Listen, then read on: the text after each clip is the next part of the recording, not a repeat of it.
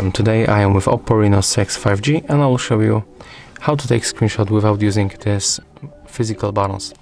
So we get two methods. The first one, we have to open notification panel, find screenshot icon, click on it once, and as you can see the screenshot was taken. So we can save by tapping on the right upper corner. Another method, we have to go for the settings, scroll down for convention tools, go for the screenshots, and in this place we can find 3 finger swipe down.